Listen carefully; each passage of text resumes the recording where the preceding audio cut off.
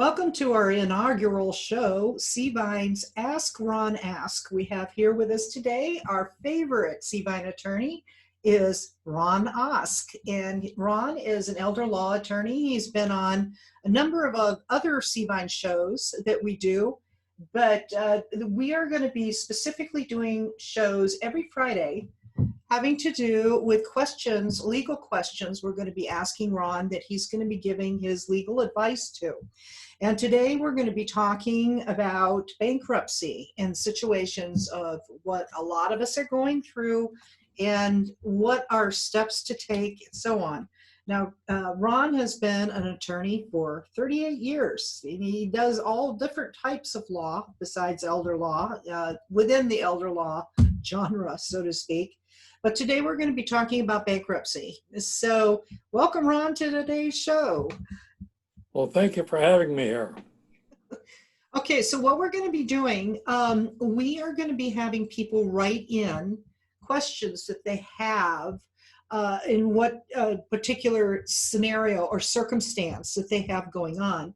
And so we have a letter here that was sent to us by a lady in Temecula. And I'm going to read that to you in just a moment. But just so everyone understands, if you want to have your question on a future show, please send it to my email address, which is Linda, that's Linda, at cvinenetwork.com. cvinenetwork.com. So there's no dashes or anything. And I'll be repeating this again. Please put Ask Ron Ask in the subject line, so I know how to filter all of these. All right, Ron, so here's the question. And I'm not going to mention the lady's name. All right. Hello, Ron. I live in Temecula, California, and I'm the owner of a local restaurant here. Ever since Governor Newsom mandated the limiting of access to indoor dining at 50% capacity, and then is changing it to outdoor dining only, I can no longer cover my overhead or personal expenses. I've had to lay off a number of hardworking employees and now can't sustain paying the few I have left. Lord only knows I've tried. I keep hoping and praying things will turn around and open back up. We owned our family restaurant for 20 years and it was thriving before this pandemic shutdown. There is much more to this, but the bottom line is I cannot fight off the creditors any longer, and we are about to lose our home. One car has already been repossessed, and the savings are gone. Credit cards are maxed. The only out I see is to file for bankruptcy protection. Unless you have an alternative suggestion other than bankruptcy, what type of bankruptcy should I file for? Chapter 11, Chapter 13, Chapter 7?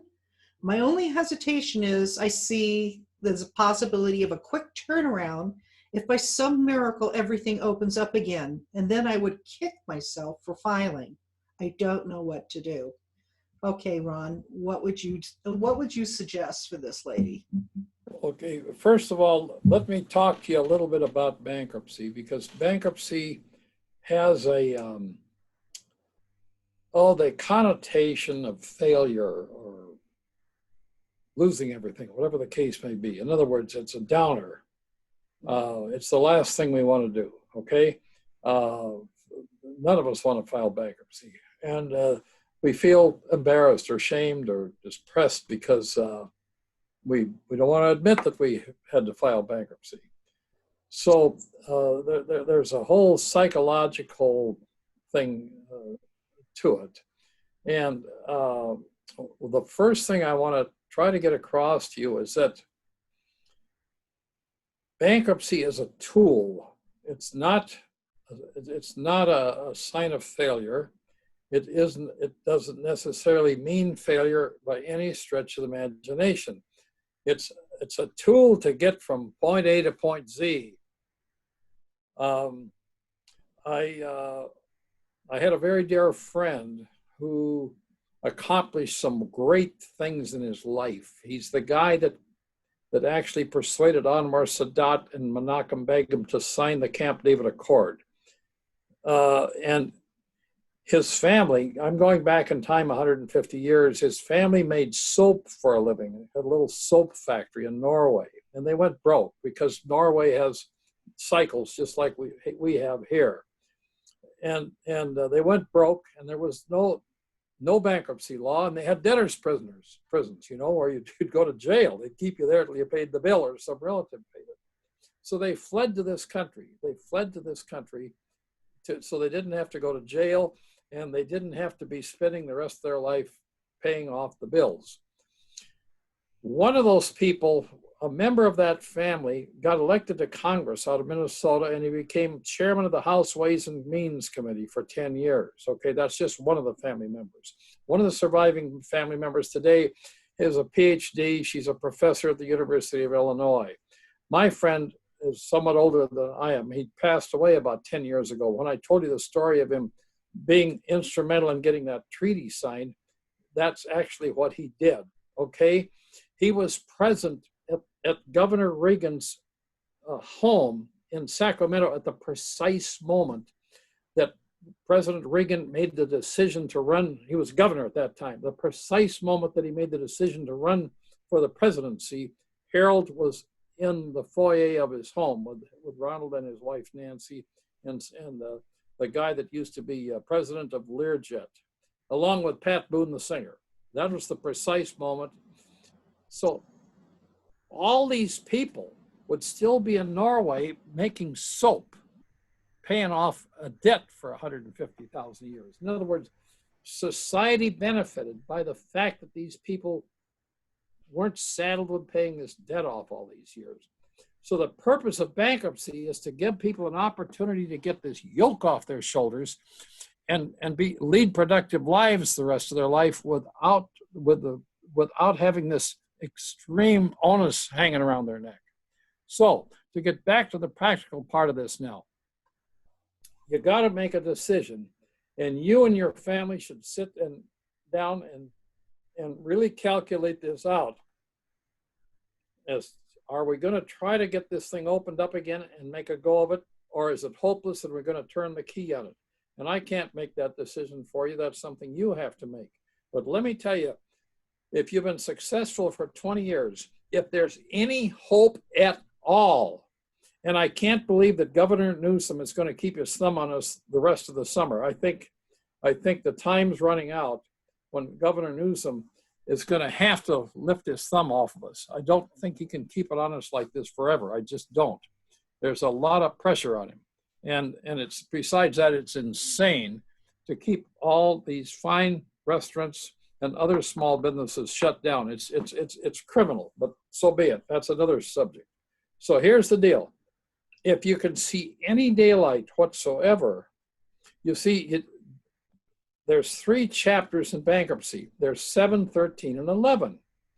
If all hope is lost, you file chapter 7. That gets rid of all your unsecured debt.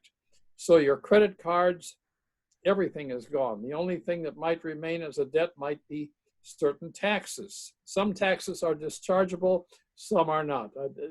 There's no time to explain all that here right now. But by and large, that's liquidation time. That's the time to turn the key, get rid of all your debts, start over again from scratch, okay?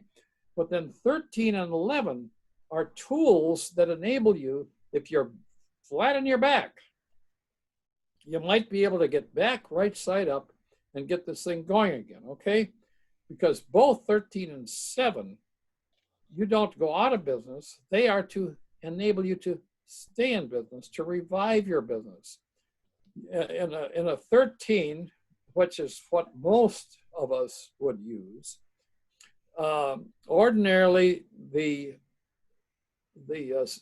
debt limit on a chapter 13 is about $1.2 million. There's more to it than that, but let's use that figure, okay? There's a special amendment, I'll call it, to chapter 13 right now. It's probably part of this CARE Act, C-A-R-E. So they've raised that debt limit to about $2.5 million.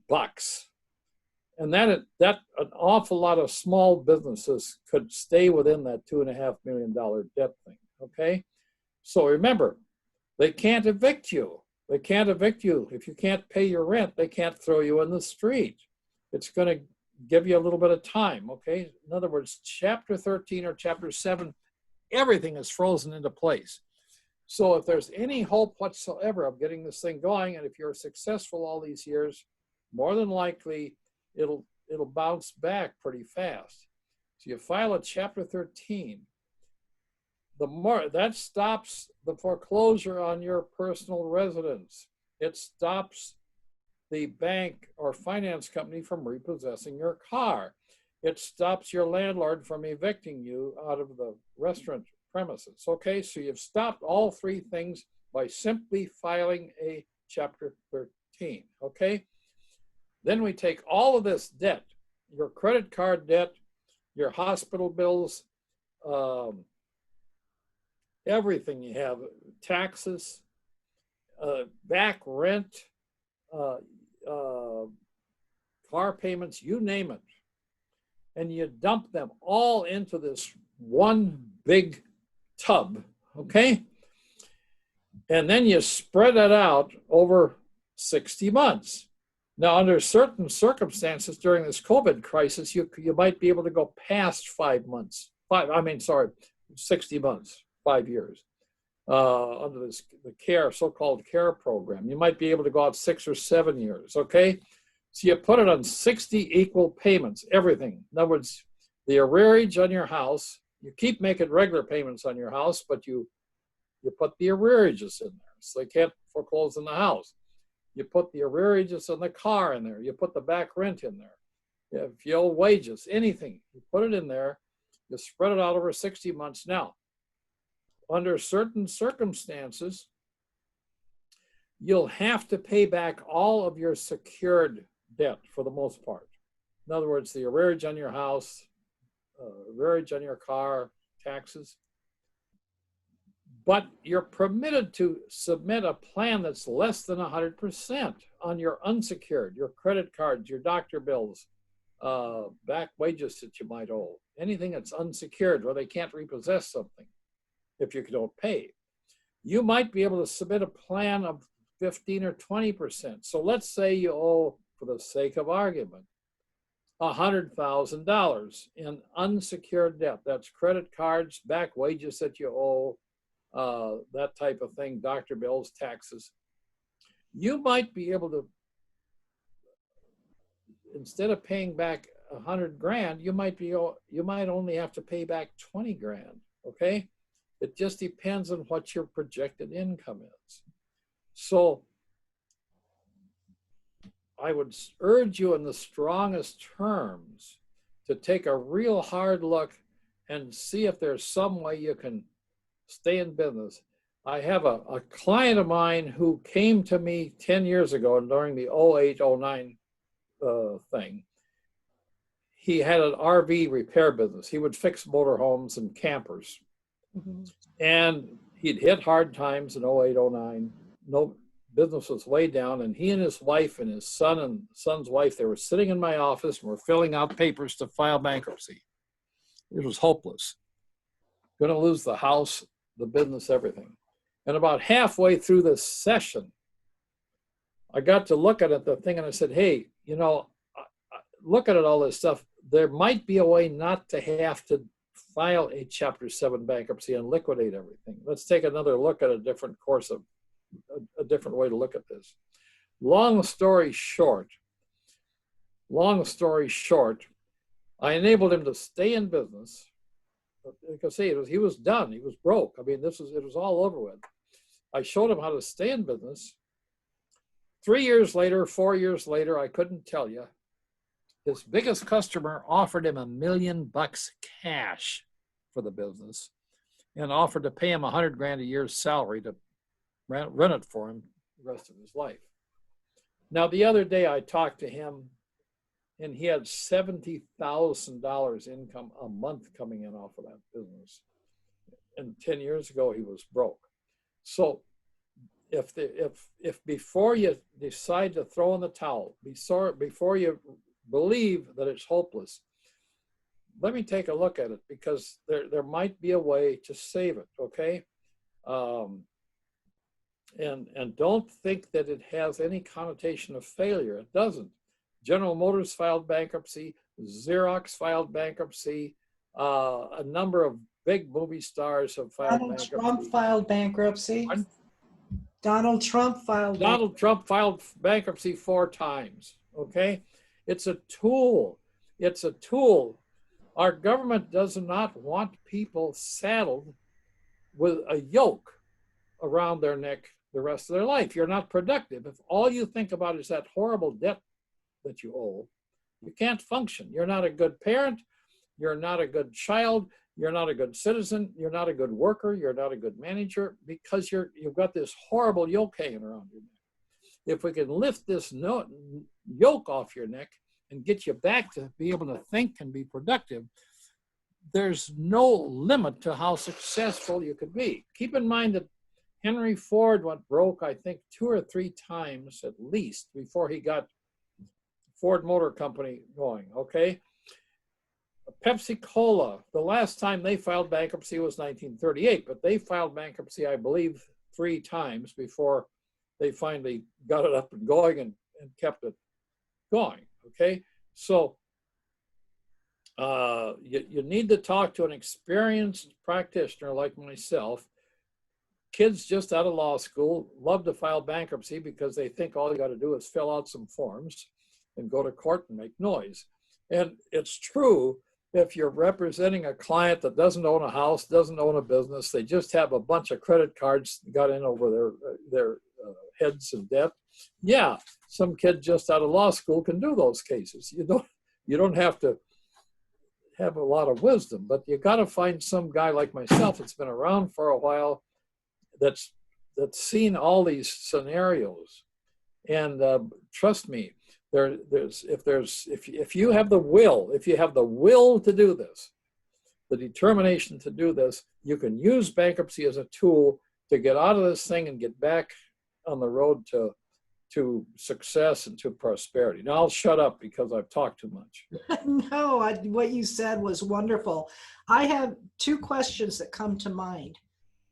I understand Chapter 7 is an eradication of all debt. Yes. Correct. Unsecured debt or just yes. all debt. Okay. Then the way to go is Chapter 11 or Chapter 13. I really didn't understand the delineation. I'm sorry. 11 and 13. Chapter 11 is for General Motors or Xerox, but the clothing stores, Neiman Marcus, almost every clothing line in the country is going broke, right? I can't even name them all. Famous lines of clothing, they're all going broke, okay? Now, some of them are liquidating, meaning they're going to auction everything off and quit. That's it. Some of them, Sears is I think Sears is probably in liquidation, but Penny's is hanging on tight. They filed Chapter 11. Forever 21 filed Chapter 11.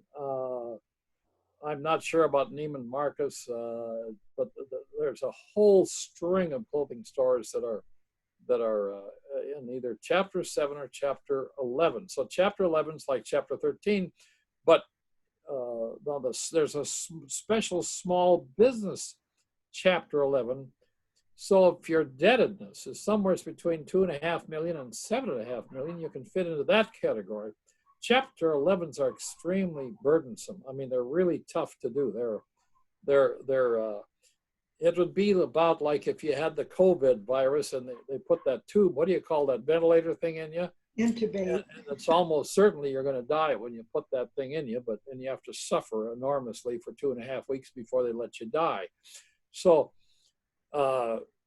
Chapter 11 is brutal in the sense that, but you can still do it. I mean, it's an awful lot of people have saved their business. I just had a man in here before I got on the screen who had a mobile home park, and he woke up one morning and found that he had a levy, a $500,000 levy by the county because of a screw up in the certain assessments and whatnot.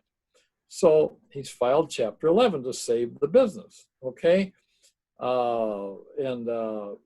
doesn't want to liquidate. He doesn't want to go out of business. He has a viable business there, okay?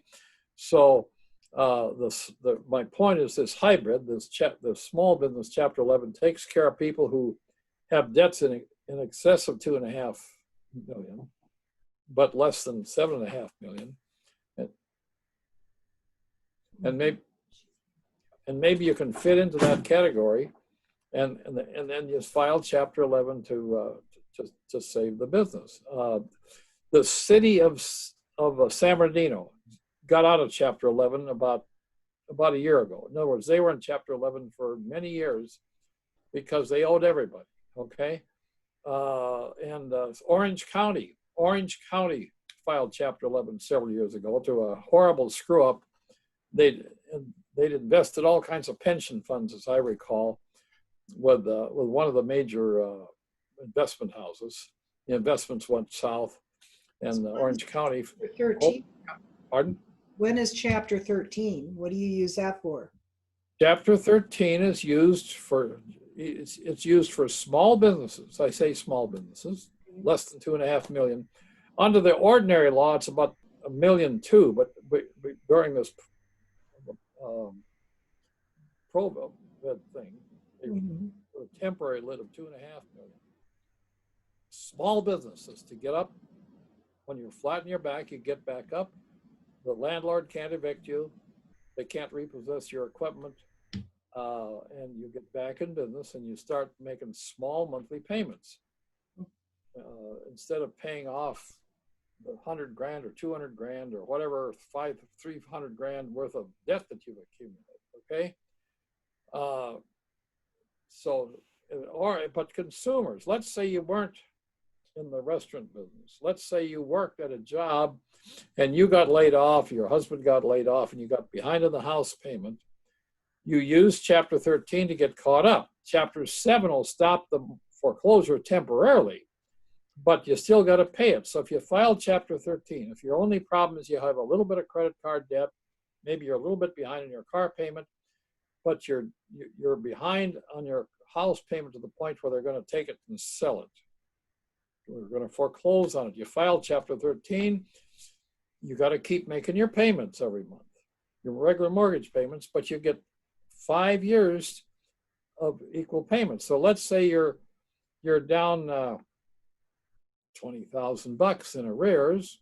Your payment would be, I don't know, I'm not smart enough to divide 60 into 20,000. Let's say it's 24,000, and you divide that you're in arrears. You divide 60 into that. Is that about $400 a month? I think that's what it is. Okay, you see how it works. So that's how you save houses. So during 0809, we did hundreds of Chapter 13s to save houses. Okay, people that didn't have a house, they just got laid off from their job and they owe a ton of credit card debt. We filed Chapter 7 to get rid of the credit card debt. There wasn't any house to save. But Chapter 13 is mainly to save houses for consumers. But if you're a small business person, you can use Chapter 13 to save your business. And that's what I want to emphasize here. Excellent. It's not a sign of failure. It's a tool that you use to achieve success. To be able to move on with life and to get a temporary glitch. Well, we have about 5 minutes left, and I do have one quick question if we can consolidate this really quick. There are a lot, speaking of consolidate, these debt consolidation companies, and they're saying keep yourself from having to file bankruptcy, just do debt consolidation. They get all of your debt, put it together in a little pile, and from what I understand, they call all of your creditors to negotiate owing substantially less, and then I think they get a percentage of whatever it is in the end you need to pay, if I'm understanding correctly.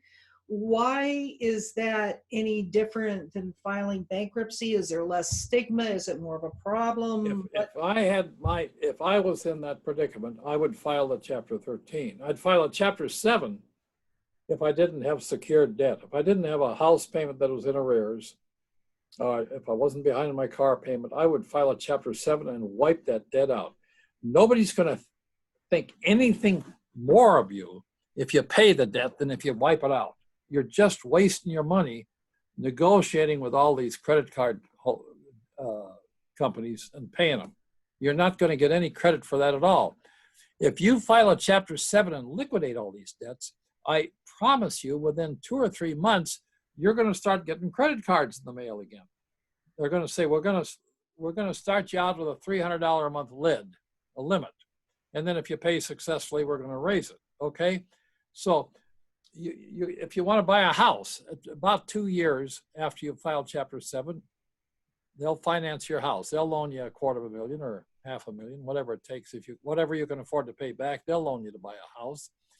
It's an almost dead certainty that if you want to buy a new car after you've filed Chapter 7 bankruptcy, somebody will sell you a car and finance it. So my suggestion to you is really don't go through all that pain and strain of using one of these debt consolidation companies. You're just going to prolong the agony. File a Chapter 7, get rid of the debt, and get on with your life. If you're in arrears on your house, all they can do is prolong the agony. File a Chapter 13 and get it over with and get back on your feet. Get back where you're.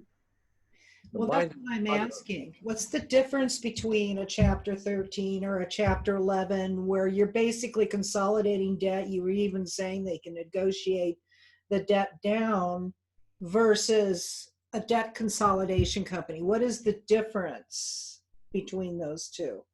Okay, there's nothing to argue about. You file a Chapter 13 or a Chapter 7, you got a trustee appointed by the court, and that trustee, it's another attorney like myself. It might not be another attorney. It could be a CPA. It might be a real estate broker, whoever they've contracted with, somebody highly experienced, and they're neutral.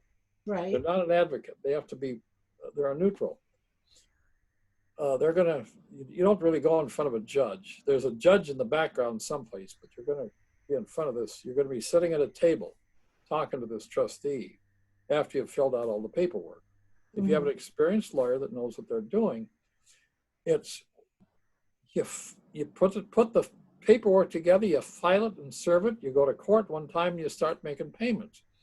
It gets rid of this horrible burden. It gets rid of all this juggling and negotiating. It's just a one-shot deal and you're done. You stick to your gun, make the payments, you're home free. So in other words, instead of stretching it out, just. And if you don't have secured debt, if you aren't in arrears on your house, if you're not in arrears in your car, you just got a bunch of credit card debt or doctor bills, file a Chapter 7 and get rid of that stuff. Do not spend the rest of your life negotiating with these people. If you're paying somebody to negotiate, so what? You're still negotiating and you're still paying through the nose. It isn't worth it. Get rid of this thing and get on with your life. I agree. Well, Ron, thank you again very much. Deeply appreciate it. So next Friday, we'll be coming up with another question. For those of you that have a question for Ron that you would like to have here on the show, we won't mention your name unless you specifically say it's okay to do it. And it can be about all different types of, legal questions, because Ron knows he's got quite a team there with him. And please send your requests to my email address at linda@cvinenetwork.com. That's LINDA at cvinenetwork.com. And we will see you again here next Friday. Thank you, Ron, so much for joining. And have a good weekend, Linda. Okay, bye-bye. I got people waiting for me. Okay.